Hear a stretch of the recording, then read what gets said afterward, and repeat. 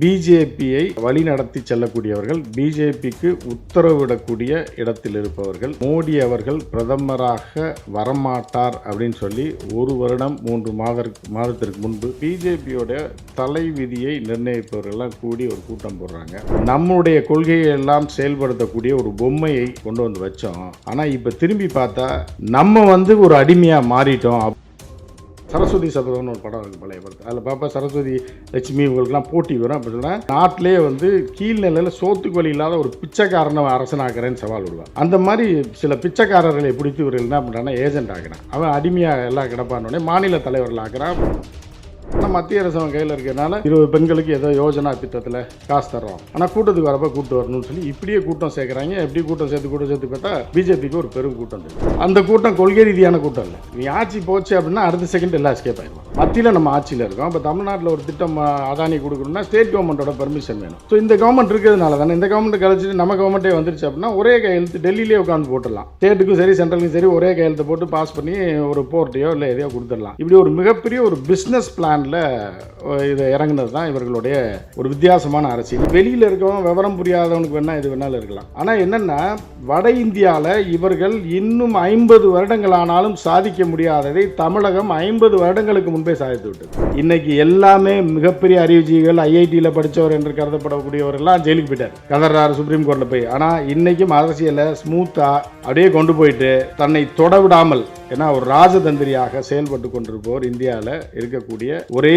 முதலமைச்சர் நம்மளுடைய முதலமைச்சர் மு.க. ஸ்டாலின் தான். அப்படின்னா இந்த மாற்று கருத்து கிடையாது. அது ரெடியாக பிடிச்சி உள்ளே போடணும், அண்ணாமலை பிடிச்சி அடித்து உள்ளே போட்டு தரன்னு இழுத்துட்டு போய் போலீஸ் ஸ்டேஷனில் போடணும், இல்லை இவனை தூக்கி போடணும், எடப்பாடி வந்த உடனே கொண்டு ஜெயிலில் போட்டு சோறு தண்ணி இல்லாமல் ட்ரௌசரை போட்டு விட்டு அலைய விடணும், இப்படி தான் நினைக்கிறாங்க. அது கிடையாது அரசியல். அவர் எப்படி பிஹேவ் பண்ணார், ஸ்டாலின் அவர்கள் எப்படி பண்ணாருன்றதுனால தான் இன்னைக்கு ஸ்டாலின் அவர்கள் பிஎம்மாக ஆக வேண்டும் என்ற கோரிக்கை இங்கு எழுந்திருக்கிறது. இந்தியா முழுவதுமே இப்படி ஒரு தலைவரான்னு பார்க்குறாங்க.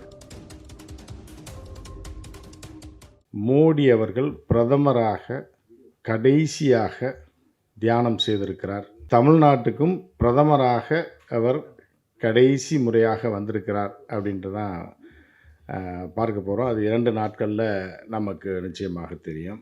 இந்த சூழலில் இப்போ இவங்க 2ஆம் கட்ட தேர்தல் முடிந்த உடனே வட இந்திய மற்றும் நம்ம தெலுங்கு நண்பர்களாக இருந்தாலும் சரி, கர்நாடகாவில் உள்ள பத்திரிகை நண்பர்களாக இருந்தாலும் சரி, ஹைதராபாத்தில் இருப்பவர்களாக இருந்தாலும் சரி, பலர்கிட்ட பேசிக்கிட்டு இருக்கும்போது என்ன ஒரு விஷயம் கிடைச்சது அப்படின்னு பார்த்தீங்க அப்படின்னா, நிச்சயமாக அதாவது மோடி அவர்கள் பிரதமராக வரமாட்டார் அப்படின்னு சொல்லி 1 வருடம் 3 மாதத்திற்கு முன்பு தெலங்கானாவில் ஒரு கூட்டம் நடக்குது, ஒரு ரகசிய கூட்டம் நடக்குது. அது ஆர்எஸ்எஸ்ஸை சேர்ந்தவர்கள், அந்த பிஜேபியை வழிநடத்தி செல்லக்கூடியவர்கள், பிஜேபிக்கு உத்தரவிடக்கூடிய இடத்தில் இருப்பவர்கள். அதே மாதிரி அந்த பிஜேபியோட தலைவிதியை நிர்ணயிப்பவர்கள்லாம் கூடி ஒரு கூட்டம் போடுறாங்க. அந்த கூட்டத்தில் பார்த்தீங்க அப்படின்னா அவர்கள் அதிர்ச்சியில், அந்த கூட்டம் அதாவது அதிர்ச்சியில் பல பேர் பேசிக்குவாங்க இல்லையா, ஃபோனில் பேசிக்குவாங்க, இல்லை என்னங்க இப்படி ஆயிடுச்சு, என்னங்க இப்படி ஆயிடுச்சு, என்ன இப்படி ஆயிடுச்சு, நம்ம கொண்டு வந்தோம் இப்படி ஆயிடுச்சுன்னு அப்படின்னு அந்த ஒரு உருவாக்கம் வந்துக்கிட்டே இருக்கும்போது அந்த கூட்டம் அதிர்ச்சியில் போடப்பட்ட ஒரு கூட்டம். அந்த கூட்டத்தில் ரகசிய கூட்டத்தில் என்ன முடிவு பண்ணுறாங்கன்னா, நம்ம ஒரு அடிமையை உருவாக்கி நம்முடைய கொள்கையை எல்லாம் செயல்படுத்தக்கூடிய ஒரு பொம்மையை அங்கே வைக்க வேண்டும் என்று தான் நம்ம கொண்டு வந்து வச்சோம். ஆனால் இப்போ திரும்பி பார்த்தா நம்ம ஒரு அடிமையாக மாறிட்டோம் அப்படின்றது கொஞ்சம் கொஞ்சமாக நமக்கு புரிய ஆரம்பிச்சிருக்கு அப்படின்னு சொல்லி அவர்களுக்கு என்னென்னா, ஆர்எஸ்எஸ் ஒரு பொம்மையை உருவாக்கி ஒரு பிரபலம், அதாவது என்னென்னா நம்மளை இப்போ நீங்கள் கடந்த காலத்தில் பார்க்கலாம், தமிழ்நாட்டு அரசியலில் எச் ராஜா போன்றவர்கள், அண்ணன் நிலை கணேசன் போன்றவர்கள் இவர்கள்லாம் இருந்தார்கள். அது ஒரு சமூகத்தைச் சேர்ந்தவர்கள். அவர்களால் 1000 பேரை கூட கூட்ட முடியாது ஒரு கூட்டத்தில்.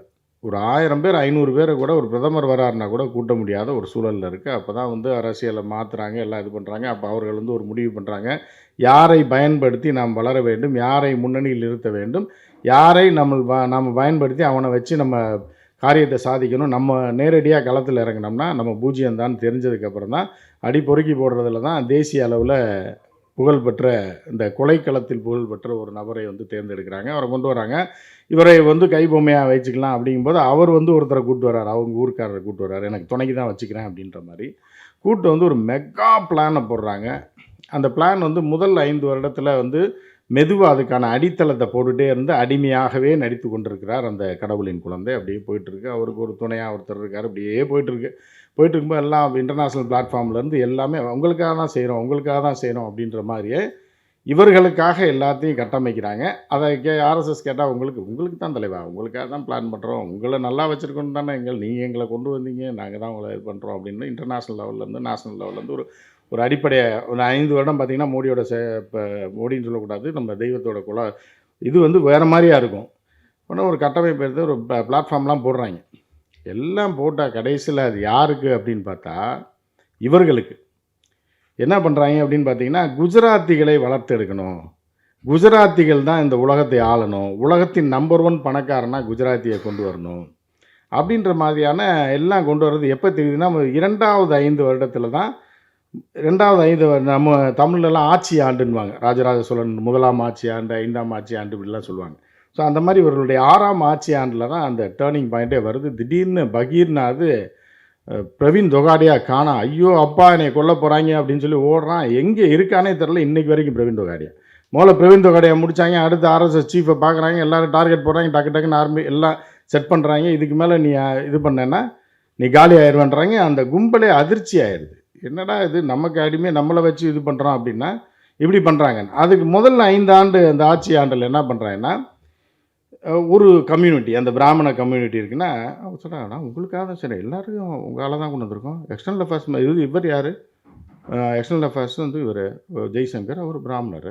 இது இராணுவ அமைச்சர் யாரை நாங்கள் போட்டேன், அந்த அம்மையாரை போட்டோம், பிராமணர், எல்லாம் பிராமின்ஸ் தானே போட்டிருக்கோம் அப்படின்னு சொல்லிட்டு அவர்களில் உள்ள சில கூமுட்டைகளை கொண்டு வந்து போடுறாங்க. சில பேர் வந்து அரசியல் தெரியாத அதிகாரிகளை கொண்டு வந்து அந்த இடத்துல ரீப்ளேஸ் பண்ணுறாங்க. அவர்களெல்லாம் இவர்கள் பேரலாக ஆர்எஸ்எஸ் மாதிரியே இவர்களுக்கு ஒரு ஃபாலோவர்ஸை அரசியலில் செட் பண்ணுறாங்க. இது அவர்களுக்கு கொஞ்சம் கொஞ்சமாக புரிய ஆரம்பித்து இந்த 6வது வருடத்தில் அலற விடுறாங்க. அலற விடும்போது என்ன ஆகுது அப்படின்னா, பரவலாக அவர்கள் கையை விரித்து என்ன பண்ணுறாங்கன்னா, முதல்ல இவர்கள் போடக்கூடிய திட்டம் உங்கள் எல்லாருக்குமே தெரிஞ்சிருக்கும். என்னென்னா, முதல்ல பணத்தை ரெடி பண்ணுறது, பணத்தை ரெடி பண்ணி மாநிலங்களை வாங்குறது. இப்போ நம்ம தமிழ்நாட்டில் பார்த்திங்கன்னா இந்த வருஷ பட்ஜெட் வந்து 4,30,000 கோடின்னு நினைக்கிறேன் அப்ராக்சிமேட்லி. அப்போ 4,30,000 கோடி. இப்போ ஒரு 10 மாநிலம் எடுத்திங்கன்னா 40 லட்சம் கோடி. சரிங்களா? இப்போ அதானியோடைய ஒட்டுமொத்த அசட் வந்து இப்போ 9,80,000 கோடியாக இருந்தது. இப்போ கொஞ்சம் குறைஞ்சிருக்கு. அது 10 லட்சத்தை தாண்டிச்சு போச்சு. எலான் மஸ்க் இருக்கானே, அவனுடைய சொத்து மதிப்பு பார்த்திங்கன்னா ஒரு இன்றைக்கி நிலைமைக்கு வந்து பார்த்திங்கன்னா ஒரு 18,5 லட்சம் கோடி வருது இந்திய பணத்தில். அவன் தான் இந்தியா வேர்ல்டில் நம்பர் 1 பணக்காரன். இப்போ இவங்க என்ன பண்ணுறாங்கன்னா, 50,000 கோடி வச்சுருந்த ஒரு குஜராத்தியை யாரையா ஒருத்தரை கொண்டு வரலான்றப்ப இவரை கொண்டு வந்துடலான்னு சொல்லி பிளான் பண்ணுறாங்க. அப்போ இதுக்கு என்ன பண்ணுறோன்னே வங்கிகள்லாம் இணைக்கிறாங்க. இப்போது ஸ்டேட் பேங்க்கில் வந்து ஒரு 1 லட்சம் கோடி தான் டர்ன் ஓவர் ஆகுதுன்னா, இன்னொரு 4 பேங்க் சேர்த்தா 4 லட்சம் கோடி ஆகும்.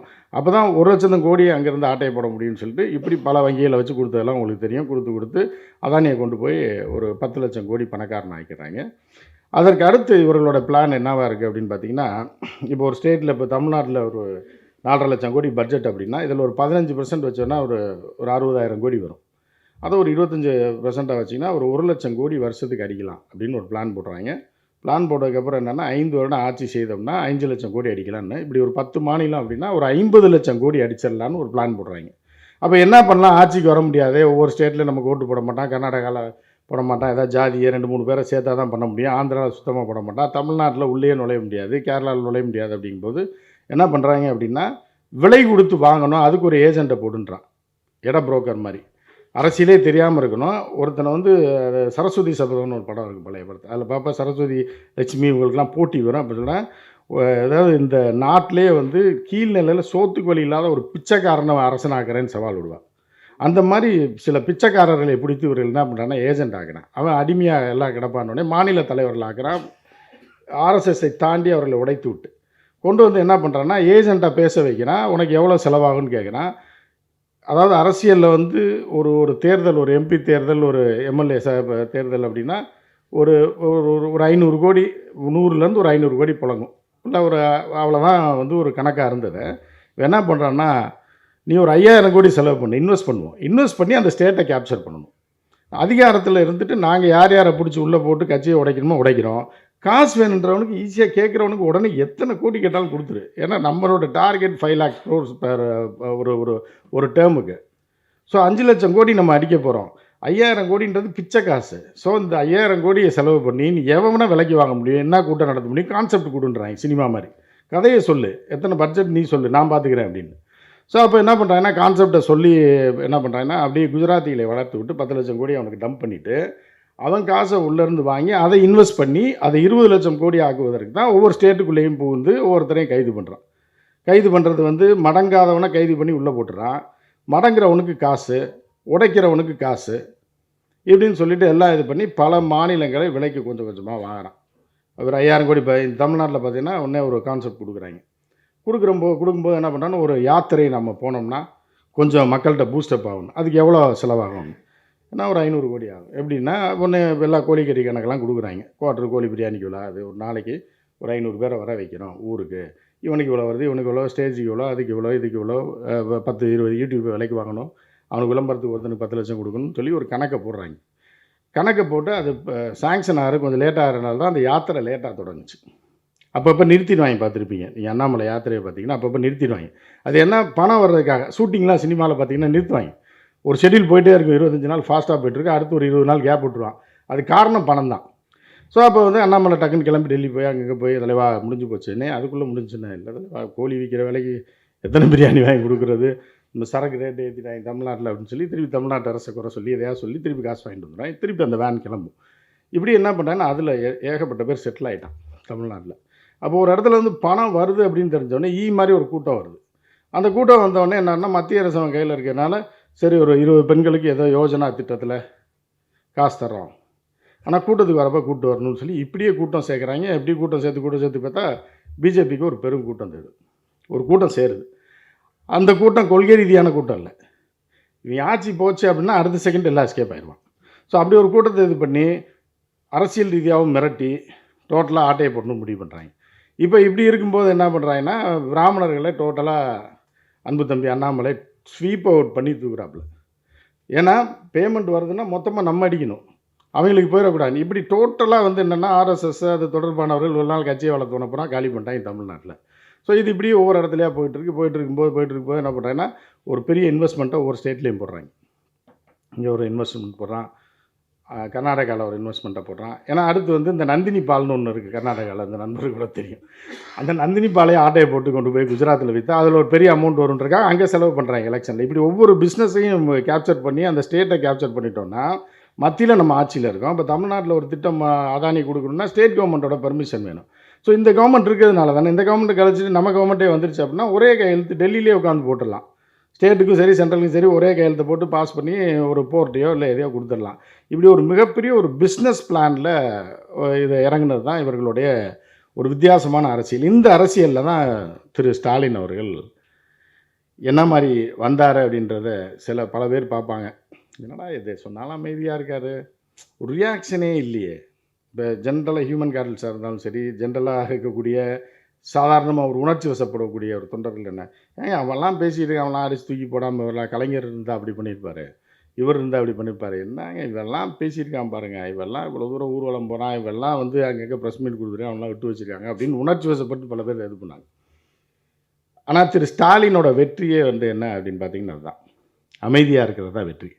ஏன்னா நீங்கள் பார்த்துருப்பீங்க, டெல்லியோட முதலமைச்சர் அரவிந்த் கெஜ்ரிவால் வந்து ஐஐடி படித்தவர். ஏன்னா அவரோட லாபி வந்து இன்டர்நேஷ்னல் லெவலில் இருக்குது. இந்தியாவோட தலைநகரோட சிஎம். இப்படி பல இது இருந்தும் பல அறிவுஜீவிகளை கூட வச்சுருந்தோம், ஒரு சில தவறான ஒரு சின்ன மூணால் இன்றைக்கி ஜெயிலில் இருக்கார்.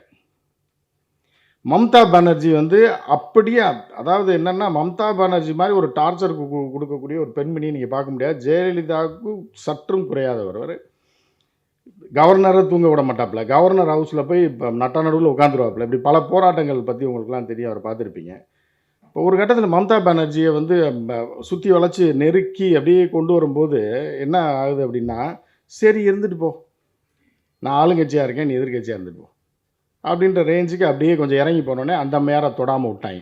அந்தளவுக்கு அந்த அம்மா வந்து ஒரு அடிமையான ஒரு முடிவு எடுத்துருச்சு. அடிமை ஆயிடலாம், இன்னும் நான் இருக்கேன், நீ ஜெயிச்சு வந்தால் நீ இருந்துக்கோ, 2 பேர் இருந்துக்கோ, வேற ஆள் வேண்டாம், காங்கிரஸ் ஒழிச்சு கட்டிடுவோன்ற ரேஞ்சுக்கு அந்த அம்மா போயிடுச்சு. மித்த ஒவ்வொருத்தருக்கும் டார்கெட் போடுறாங்க. அதாவது ஒரு அது இப்போ பார்த்தீங்கன்னா கொள்கை ரீதியாக எதிரான ஒரு இயக்கம் தான் வந்து நம்ம மகாராஷ்டிராவில் இருக்குது சிவசேனா. அப்போ என்ன பண்ணுறாங்கன்னா, சிவசேனா கட்சியை ஆரம்பித்து அவங்க சொந்த காசில் ஊர்வலம் போய் உண்ணாவிரதம் எல்லாம் பண்ணி கட்சியை வளர்த்து கொண்டு வந்து ஒரு புலி மாதிரி இருந்தார். கொள்கை ரீதியாக எதிராளியாக இருக்கலாம் அவர் பால் தாக்கரே. அவரை வந்து தான் அத்வானியும் வாஜ்பாயும் வந்து சந்திச்சிருக்காங்க தவிர ஒரு நாள் கூட டெல்லிக்கு போய் அவர் சந்தித்ததே இல்லை. என் வீட்டுக்கு வாங்கடான்ற ஒரு கேரக்டர் தான் பால் தாக்கரே. பால் தாக்கரே இருக்கிற வரைக்கும் ஒரு புலி. இவங்கெல்லாம் சனாதினிகளாக இருந்தாலும் சரி, சங்கிகளாக இருந்தாலும், எவனாக இருந்தாலும் அவர் வீட்டில் போய் தான் அவரை சந்திக்கணும். கூட்டணி பேச்சுவார்த்தைன்னா அவர்கிட்ட போய் ஆசீர்வாதம் வாங்கிட்டு தான் வரணும். மோடியாக இருந்தாலும் கடந்த காலத்தில் சென்ற வரலாறுலாம் இருக்குது. அப்படிப்பட்ட ஒரு கட்சியை உடச்சி கட்சி ஆஃபீஸ் கூட அமைதில்லைன்றாங்க. அவங்க சொந்த காசில் வாங்கின ஆஃபீஸையும் பிடுங்கி, கட்சி சிம்பிளையும் பிடுங்கி, எல்லாத்தையும் பிடுங்கி தெருவில் விட்டுட்டு உன் கட்சியே கிடையாதுடா அப்படின்ற அளவுக்கு அங்கே ஒரு நாள் செய்ய முடிஞ்சிருக்கு. ஆந்திராவில் அப்படியே அட்ஜஸ்ட் பண்ணி ஓட்டிகிட்டு இருக்காங்க. அப்படி ஒரு மாதிரியா கர்நாடகாவில் வந்து ஜாதி ரீதியாக இருக்கக்கூடிய அமைப்புகளை வைத்து அதை பாஜகக்குள்ளே உள்ளே கொண்டு வந்து உடச்சிட்டாங்க. உடச்சி ஓரளவுக்கு முன்ன பின்ன என்ன அவங்க வந்து தனி மெஜாரிட்டியில் வந்துலாம் ஜெயிக்க முடியாது, இருந்தாலும் உடச்சி வச்சுருந்தாங்க. ஏதோ ஒரு கூட்டணி குழம்பு வச்சு ஓடிட்டு இருந்தாங்க. அது ஏன் தமிழ்நாட்டில் செயல்படுத்த முடியலை அப்படின்னா அதுதான் மு க ஸ்டாலின். அவர் வந்து என்ன பண்ணுறாருன்னா, இதுதான் ராஜதந்திர அரசியல். அதாவது எல்லாம் சொல்லுவாங்க கோ பேக் மோடின்னு சொன்ன திமுக ஆட்சிக்கு வந்ததுக்கப்புறம் இது பண்ணல அப்படின்னு. கரெக்டாக ஜனநாயகத்தையும் இந்திய அரசியலமைப்பு சட்டத்தையும் பர்ஃபெக்டாக கொண்டு போகிறது ஒரு பக்கம். நீங்கள் வந்து அதிகாரத்தில் இருக்கிற வரைக்கும் எது வேணாலும் பேசலாம், என்ன வேணாலும் பேசிட்டு போகலாம். ஆனால் அதிகாரத்தில் இல்லாதப்ப அதிகாரத்துக்கு வந்ததுக்கப்புறம் நீங்கள் ஒரு முதலமைச்சராக, நீங்கள் வந்து ஒரு மத்திய அமைச்சராகவோ இல்லை இப்போ பிரதமராகவோ நீங்கள் வந்து இந்திய அரசியல் அமைப்பின் பால் நீங்கள் வந்து இது எடுத்துட்டீங்க அப்படின்னா, உறுதிமொழி எடுத்துட்டிங்கன்னா அதை நாங்கள் பின்பற்றுவோம் அப்படின்னு காட்டுறதுக்கான ஒரு செயல்பாடு தான் அது. அந்த செயல்பாடில் சற்றும் விலகாமல் ஸ்டாலின் அவர்கள் அப்படியே போயிட்டுருக்காரு. ஒன்று. ரெண்டாவது என்ன அப்படின்னு பார்த்தீங்கன்னா, அதாவது வெளியில் இருக்கவன் விவரம் புரியாதவனுக்கு வேணால் எது வேணாலும் இருக்கலாம், அரசியல்வாதிகள் எது வேணாலும் இருக்கலாம். ஆனால் என்னென்னா, வட இந்தியாவில் இவர்கள் இன்னும் 50 வருடங்களானாலும் சாதிக்க முடியாததை தமிழகம் 50 வருடங்களுக்கு முன்பே சாதித்து விட்டது. பெரியார் காலத்தில் ஆரம்பித்து அண்ணா காலத்திலேயே தொடங்கின திட்டங்களே இன்னும் வடநாட்டில் இல்லை அப்படின்ற மாதிரியான ஒரு சூழல் இருக்குது. அடுத்து கலைஞர் கொண்டு வந்தது. அது போக மட்டும் இல்லாமல் இப்போ இவங்க சொல்லியிருக்காங்க, இப்போ இந்த அதாவது முதலமைச்சர் மு க ஸ்டாலின் அவர்கள் தான் ஆஸ் அ பிஎம் அப்படின்னு வரணும் அப்படின்னு சொல்லி ஒரு விருப்பத்தை தெரிவித்து எழுதப்பட்ட இந்த புத்தகம். இது வந்து விருப்பத்தை தெரிவித்து எழுதப்பட்ட புத்தகம். ஆனால் சூழலும் அப்படி தான் இருக்குது. என்ன அவரோட மெச்சூரிட்டி நம்ம ஒரு சிம்பிளான விஷயத்தில் பார்க்கலாம் அப்படின்னா, தமிழ்நாடு அரசியலில் நம்ம பார்த்தோம் அப்படின்னா, கடந்த காலங்களில் மினி பஸ் அப்படின்ற ஒரு கான்செப்ட் இன்னும் அவங்க பஸ்ஸே விடலை. இப்போ நொய்டாவிலேருந்து நீங்கள் ஏறினீங்க அப்படின்னா இப்போ வேறு ஏதோ ஒரு நகரத்துக்கு போகணும் அப்படின்னாலே ஒரு 50 கிலோமீட்டருக்கு 8 மணி நேரம் ஆகும் யூபியில். அது நேரடியாக நம்ம பார்த்துருக்கோம். ஸோ இப்போ இங்கே என்னென்னா மினி பஸ்ன்னு சொல்லி சந்துக்கு பஸ் விட்ட ஒரு கலைஞர். அதற்கப்புறம் அம்மையார் வந்தவொடனே என்ன பண்ணுறாங்க, இந்த அரசியல் தான் நீண்ட நாளாக நடந்துகிட்டு இருந்தது, அந்த மெச்சூரிட்டி இல்லாத சில அரசியல். அதில் என்ன அப்படின்னு பார்த்தீங்கன்னா, அடுத்து வந்தோடனே அந்த அம்மா ஸ்மால் பஸ்ஸுன்னு மாற்றுச்சு. ஏன் மினி பஸ்னால் அந்த பஸ்ஸு டயர் ஓடாதா, ஸ்மால் பஸ்ஸுன்னு மாற்றுச்சு. ஆனால் திரு ஸ்டாலின் அவர்கள் இந்த முறை ஆட்சிக்கு வந்தது பிறகு எதுலேயுமே கை வைக்கலை. இன்றைக்கி நீங்கள் வந்து இந்த பெட்ரோல் வண்டிலாம் போயிட்டுருக்கு, வாகனங்கள் எது போலீஸ் பெட்ரோலிங் வெஹிக்கிளில் அம்மா பெட்ரோல்னு போட்டிருக்கு. இதெல்லாம் வந்து திமுக தொண்டன் பார்த்தாலே டென்ஷன் ஆயிடுவான். ஆட்சி முடிஞ்சு 4 வருஷம் ஆச்சுன்னா தலைவர் மாற்றாமல் இருக்கார், அம்மா பெட்ரோல்னு வண்டி போயிட்டுன்னா.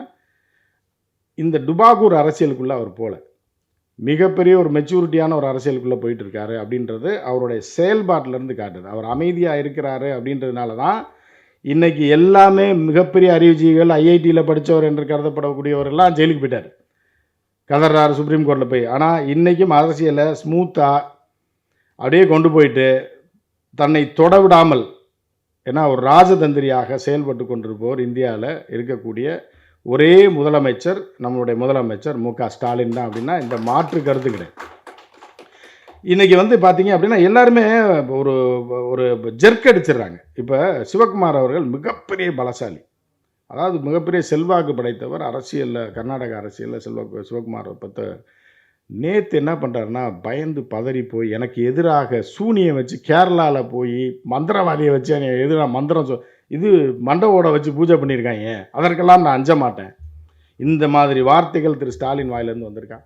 ஏனென்றால் அவர் கட்டமைக்கப்பட்ட அவருடைய அரசியல் வந்து பெரியாரில் ஆரம்பித்து கலைஞர்கிட்ட பாடம் கற்றுக்கிட்டு, ஏன்னா இவர் கோவி லெனின் அவர்களாக தெரியும், ஒரு 20 வருஷத்துக்கு முன்னாடி வந்து நம்ம பார்த்தோம்னா அறிவாலயத்தில் பீட் பார்க்கக்கூடிய காலகட்டங்களில் கலைஞர் புதுசாக ஒரு ரூமை ப்ரெஸ் ரூம் ரெடி பண்ணார். இந்த மாதிரி தான் ஒரு 10 கேமரா, அப்போயே வந்து 2 கேமரா தான், ஒன்று ஏஎன்ஏ ஒன்று இருக்கும், ராஜ் டிவி, சன் டிவி, இதை தவிர டிவியே கிடையாது, அறிவாலயத்துக்குள்ளே வராது.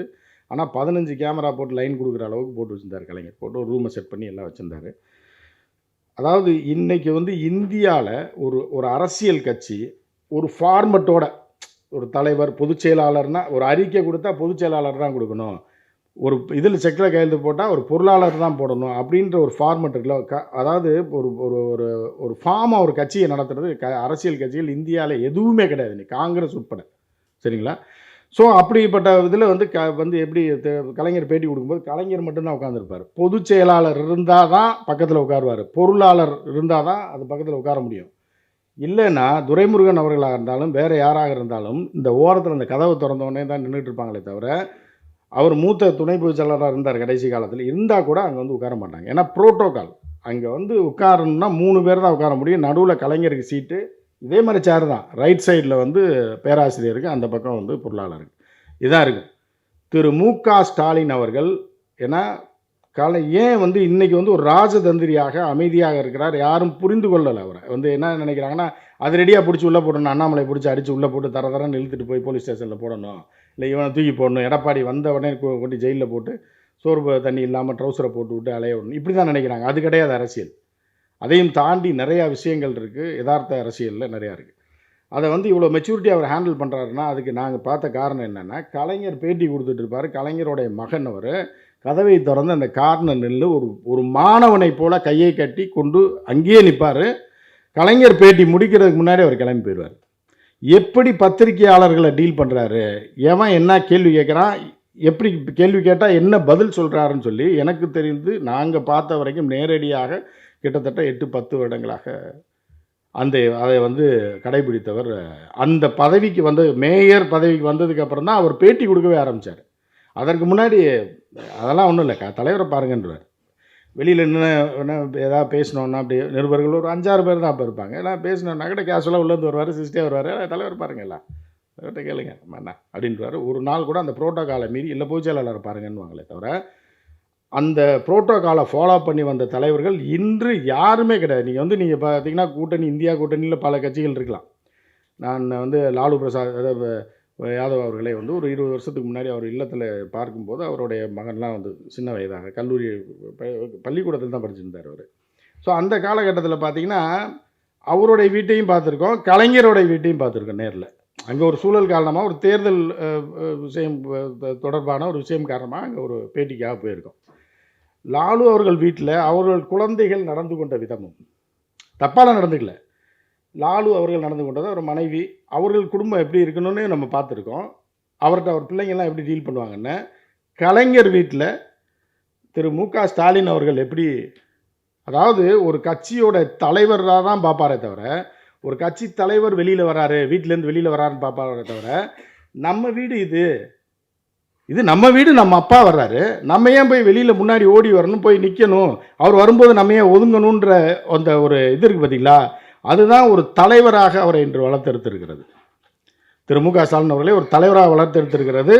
இன்றைக்கு வந்து இந்த தேசத்தில் வந்து ஒரு எக்ஸ்பீரியன்ஸ்டு பாலிட்டிஷியன்.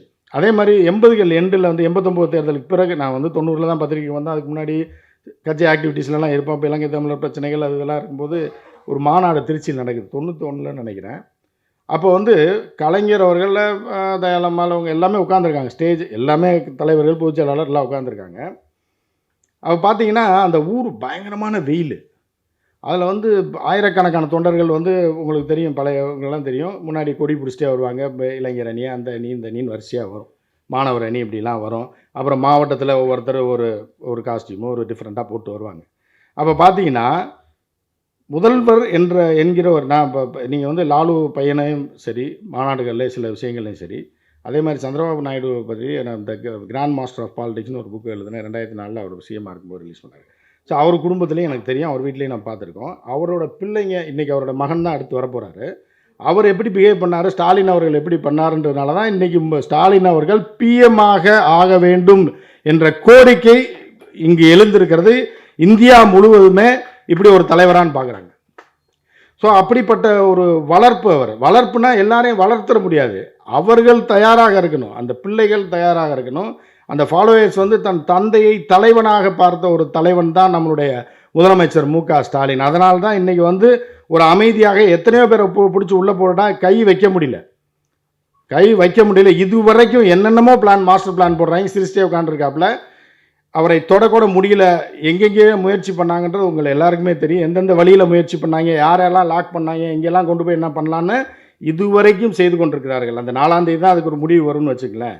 அதற்கும் அமைதியாக தான் அவர் இருக்கிறாரு. எனவே தான் ஒரு பிரதமராக அறிவுபூர்வமாக இந்த நாட்டை வந்து பார்த்ததுலேருந்து, அதாவது காலங்கள்னு ஒன்று இருக்கு இல்லையா, அந்த காலங்கள் எல்லாருக்குமே கிடைக்கும். ஒரு 40 வருஷம் அனுபவன்றது யாருக்கு கிடைக்கும்? அவருக்கு கிடைத்திருக்கிறது. அதே போல் ஒரு மாநிலத்தை அப்படி ஸ்மூத்தாக கொண்டு போயிட்டுருக்காரு. எந்தவித சலசலப்பும் இல்லை. எந்த இடமா இருந்தாலும் சரி ஒரு சலசலப்பு இருந்து கொண்டே இருக்கும். அந்த மாநில அரசில் வந்து ஏதாவது ஒன்று கட்சி ரீதியாக அந்த ரீதியாக இந்த ரீதியாக பிரச்சனை பண்ணியிருப்பான். எதுவுமே இல்லாமல் அப்படியே கொண்டிருக்கிறார்.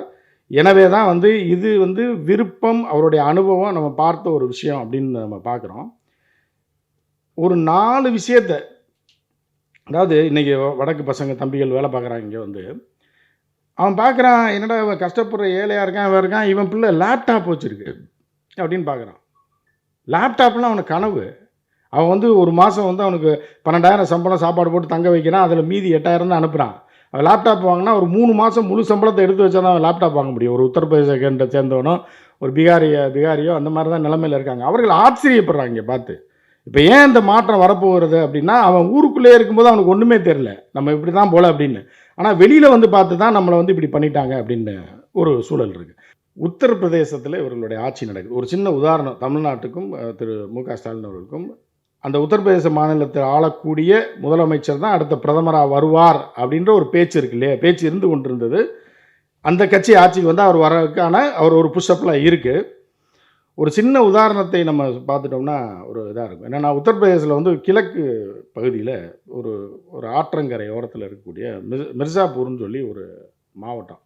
அந்த மாவட்டத்தில் என்ன பண்ணுறாங்கன்னா, இவங்க எப்படி திராவிடம் எப்படிப்பட்டது, திரு மு.க. ஸ்டாலினுக்கும் உத்தரப்பிரதேச முதலமைச்சருக்கும் உள்ள வேறுபாடை மட்டும் நான் சொல்கிறேன். அப்போ வந்து என்ன பண்ணுறாங்கன்னா, ஒரு கலெக்டர், லேடி கலெக்டர் அங்கே போடுறாங்க. லேடி கலெக்டர் போனோன்னே இந்த மண்டே பெட்டிஷனில் கொண்டு போய் கொடுக்கும்போது ஊர்லேருந்து கொண்டு போய் மக்கள்லாம் ஒரு 10 பேர், அவரோட பட்டியல் இனத்து மக்கள் வாழக்கூடிய பெரிய ஊர். ஸோ போய் கொடுக்குறாங்க. கொடுத்தோடனே தண்ணி இல்லை மேடம், 5 கிலோமீட்டர் 10 கிலோமீட்டர் போட்டு எல்லா கலெக்டர்ட்டையும் கொடுத்துட்டேன், எம்எல்ஏட்ட கொடுத்துட்டேன், ஒன்றும் பண்ணல அப்படின்னு சொல்கிறாங்க. எம்எல்ஏட்ட கொடுத்துட்டீங்களா? குழாயே இல்லையான்னு. நான் குழாயை வந்து இந்தி படத்தில் தான் பார்த்துருக்கோம், சினிமாவில் தான் குழாயை, அதாவது இது ரோட்டு குழாயை சினிமாவில் தான் பார்த்துருக்கோன்னு அவங்க சொல்கிறாங்க. அந்த கலெக்டர் என்ன பண்ணுறாங்க, ஷாக்காகி நேராக வண்டி எடுத்துகிட்டு வந்து காரை போட்டு இந்த கரையில் ஆற்றங்கரையில் போட்டு ஏறி வந்து இந்த திருப்பி ஒரு கார் ஏறி வந்து இந்த ஊருக்கு வராங்க. நடந்தே வராங்க. ஒரு 3 கிலோமீட்டர் நடந்தே வந்து பார்த்தா அந்த ஊர் வந்து கற்காலத்தில் மனிதர்கள் வாழக்கூடிய ஊர் மாதிரி இருக்குது. பெரிய பில்டிங் கிடையாது, கல்லில் கட்டின இதெல்லாம் இருக்குது. குழாயே இல்லையா? இங்கே பக்கத்தில் தான் ஆறு ஓடுது. ஒரு மோட்டரை தூக்கி போட்டு ஒரு டேங்கில் ஏற்றினா வந்துடும், இல்லை டேரெக்டாக அங்கே ஒரு மோட்டரை போட்டால் வந்துருமே உங்களுக்கு போனால் தண்ணி, என்ன பண்ணுறதுன்னு சொல்லிட்டு உடனே என்ன பண்ணுறாங்க, இது சிஎம்கிட்ட சொன்னால் கூட லேட். ஏன்னா அந்த அம்மா ஐஏஎஸ் முடிச்சிருக்கு, அது எல்லாம் சிட்டியில் வாழ்ந்துருக்கும். குழா தண்ணி இல்லையா, இதுக்கு 7 கிலோமீட்டர் 10 கிலோமீட்டர் போகிறீங்களா அப்படின்னோடனே என்ன பண்ண, சரி என்னுடைய இதிலே போடுறேன், என்னுடைய உத்தரவின் பேரில் எங்கிட்ட இருக்க ஃபண்டை வச்சு போடுறேன்னு சொல்லி நைட்டாக குழா போடாக்கு உத்தரவிடுறாங்க. குழா போட்டுறாங்க. 3ஆம் நாள் திறக்க போகிறாங்க. அந்த ஊரில் உள்ள கட்சிக்காரன்லாம் இருக்காங்களா, பிஜேபிக்காரன்லாம், அந்த ஏரியா எம்எல்ஏ பிஜேபி எம்எல்ஏ, ஆளும் கட்சி பிஜேபி. ஸோ அவன் வந்து பார்க்குறான், என்னடா குழா போடுறாங்க அப்படின்னு சொல்லிட்டு நேராக அவனுக்கே 2வது நாள் தான் குழா போடுற மேட்டரே தெரியுது. உடனே அவன் எம்எல்ஏட்ட போய் சொல்கிறதுக்குள்ளே அடுத்த நாள் இந்த அம்மாவே வந்து திறந்து வைக்கிறாங்க. யாரையும் எம்எல்ஏவோட யாரையுமே கூப்பிடல, குழாயை திறந்து வச்சுறாங்க. ஒரு 25 குழா போட்டுறாங்க அந்த ஊர் ஃபுல்லாக. ஒரு 100 மீட்டர் 200 மீட்டர் 500 மீட்டருக்கு ஒரு குழா போடுறாங்க. உடனே போய் எம்எல்ஏட்ட சொல்லிடுறாங்க, குழா போட்டாங்க சார், குழா போட்டாங்க, நம்ம வாழ்க்கையே நாசமாக போகுது, நம்ம எல்லாம் மண்ணா போகிறோம் அப்படின்னோடனே அவன் பதறி அடிச்சு என்ன பண்ணிட்டான், குழா போட்டாங்களா, யாரை கேட்டுறா போட்டா, யாரண்ணா இந்த கலெக்டர் வந்து குடிதண்ணி குழா போட்டுருச்சுங்க, என்ன யாரை கேட்டுறா போட்டுச்சு, வாடா போய் பார்க்கலான்னு பார்த்தா அந்த ஆள் ஷாக்கு. குழா போட்டிருக்கான், 100 மீட்ரு 500 மீட்டருக்கு ஒரு குழா. இது ஒன்றும் இல்லை, திறந்து விட்டால் தண்ணி வரும், இந்த குழா பிளாஸ்டிக்கில் போட்டு இழுத்துருக்காங்க. உடனே யாரை கேட்டா, வடிவேல் காமெடி மாதிரி யாரை கேட்டா போட்டாங்க, நிறைய அடியாரெலாம் கூப்பிட்டு வந்து இந்த பிஜேபிக்காரங்க பூரா வந்து அந்த குழாயை பூரா அடித்து ஒரே நாளில் நொறுக்கிட்டு நேராக மாண்புமிகு இருக்கார்ல கடவுள் 2வது குழந்தை, அந்த 2வது குழந்தைக்கு ஃபோனை போட்டு சொல்லியிருக்கேன், இந்த கலெக்டர் இருக்கக்கூடாதுன்னு அரசியல் நடத்த முடியாது, நைட்டாக கலெக்டர் தூக்கிட்டாங்க. குழா போட்டு கொடுத்ததுக்கு, அதுவும் இப்போ 2024 தெருக்குழா போட்டு கொடுத்ததுக்கு அந்த குழாயெல்லாம் அடிச்சு நொறுக்கிட்டு முதலமைச்சருக்கு போன போட்டு கலெக்டர் தூக்குற மாதிரியான ஒரு ஆளை பிரதமர் ஆக்கணும்னு சொல்லி நீங்கள் முடிவு பண்ணால் நம்மளாம் என்ன ஆகும்னு இப்போயே தெரிச்சு ஓடிட வேண்டியதான் எங்கேயாவது. அது மாதிரி நிலமையில தான் நம்ம இருக்கோம். பல பேர் இப்போயே அப்படி தான் இருக்கோம். இந்த ஊரில் வாழ்கிறதா இல்லையான்ற மாதிரி.